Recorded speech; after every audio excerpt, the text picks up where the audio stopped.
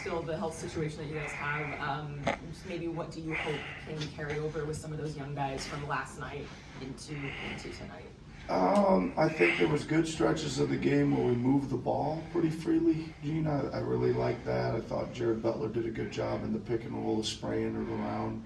Seemed like we got a little bit more transition catch and shoot baskets. We got a little bit more catch and shoot baskets in general, just off of drawing a couple defenders and firing it out, and guys stepping into taking the shots. I like that.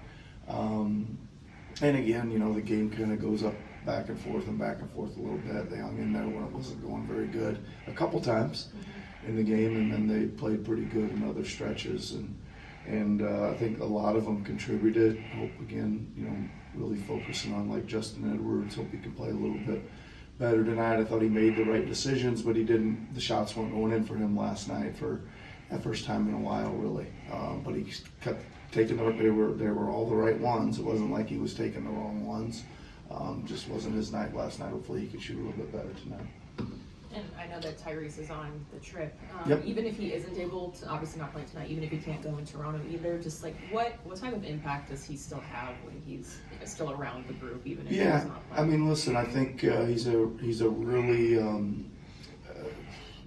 integral part of the team, right? And you know how great a spirit he has, and his leadership is something we've been pushing forward, and he continues to display that. He's always great to be around, so it's great to have him kind of, even though he can't play, we certainly wish he was. He certainly wishes he was as well, but he's going to be a great teammate all the way through. I'm sorry, go ahead. Okay. Coach Theo Quentin for the French media Basket USA. What do you think about the progression of Gershon Yabusele throughout the year, his second year in the NBA? Yeah, so Yabu is somebody we picked up pretty late in the summer, obviously after his great Olympics, and he's been really a total surprise. I mean, a bit of a surprise, maybe a total surprise. I guess we didn't really know what we were going to get out of him at all. But he's been out there a lot. He's been available. He's played hard. He's a great teammate. He scored inside and out. Again, just the effort, the professionalism he's displayed have all been like A+.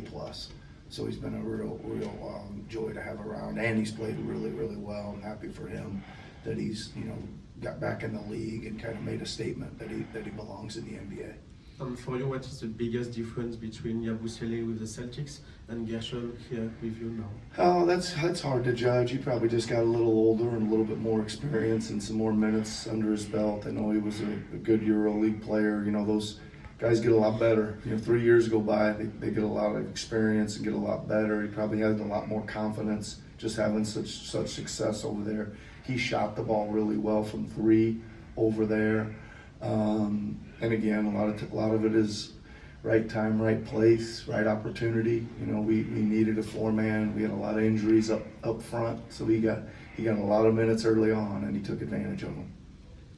Your first meet against the Hawks this year, as you prep for this year's version of them, what are the things you sort of worry about as a coach or that keep you up? Yeah, I mean, it always starts with Trae Young. I mean, he's as everybody finds out, he's so difficult to defend. He's gonna not only shoot it from everywhere, which it expands and extends your defense. You're gonna get a lot of high percentage shot for guys at the rim. He's gonna get a lot of high percentage shots for guys from three. So that it's kind of where it starts. I think that the rest of it, I think they've got a good group of athletes, athletic wings. They hit the glass really well. That's always tough to deal with. A lot of teams playing that way where possession basketball means you got to chase the offensive rebound. They do it very well. It's a big challenge for us. We're a little bit undersized across the board at the moment. So those two things. What are we going to do with Trae? How are we going to try to take care of him, and then how are we going to keep him off the glass? Yeah. Coach, just talking about EuroLeague, another guy you've got is Lonnie Walker, who came over from Lithuania. And he's only a young guy, relatively speaking. Just wondering if you could talk about the experience that he gained playing for Kaunas, or playing in Lithuania, to now bring that to being an effective player in the NBA? Yeah, I mean, he certainly had a good game for us last night. Obviously, it was his best game by a long shot. But again, it takes a minute to get your feet underneath you, I think, in any new situation.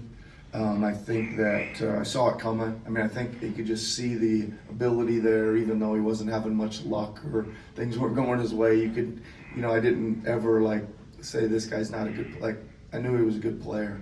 And what impressed me last night the most was the rebounding. But as far as your question, I mean, I would think that, I think that he went over there and he played well over there. I think he obviously wanted to get back in the NBA. I don't know if he did tell me it humbled him a little bit. And I guess, what do you do when you get humbled? You look at yourself, you get to work, you figure out what you need to do better, you look in the mirror, whatever it is. But he's a talented guy, and we've really enjoyed having him so far. Yeah. A few more guys?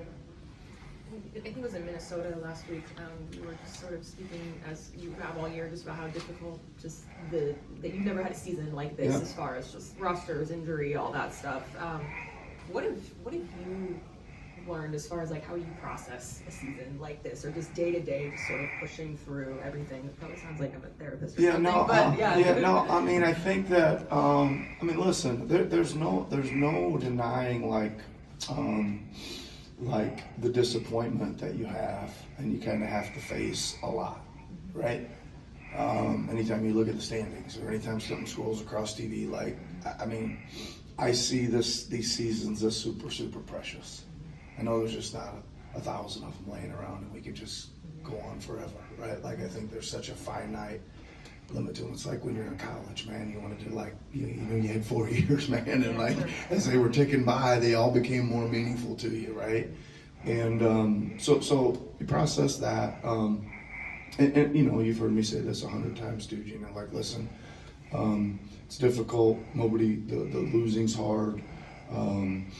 Trying to keep it all together is the main thing. Try to stay positive. Try to uplift, your players and your staff. And it's going a little wiggly at times, and you just, you really I really try to overemphasize the positive. I try to overemphasize maybe the kindness, and I just want people to do well.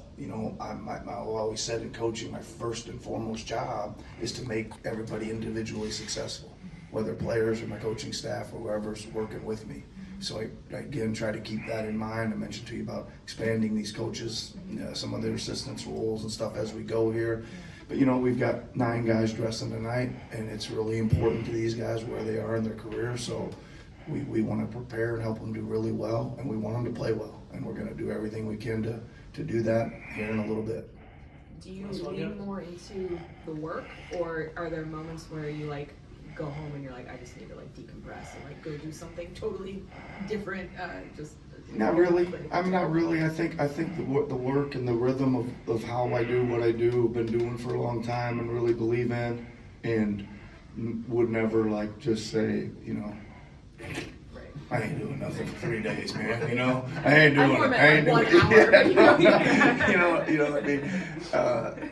I think maybe there is sometimes where you feel like that. I was more in college though, when I just couldn't work on the assignment. I just had to shut the computer down. I just had enough. And try again tomorrow. But no, I try to. There's a rhythm and a system to, what I do to prepare for every game, and I just continue that same rhythm and just believe in that methodology and stay with it for sure. Thanks, Coach. Yep. All right.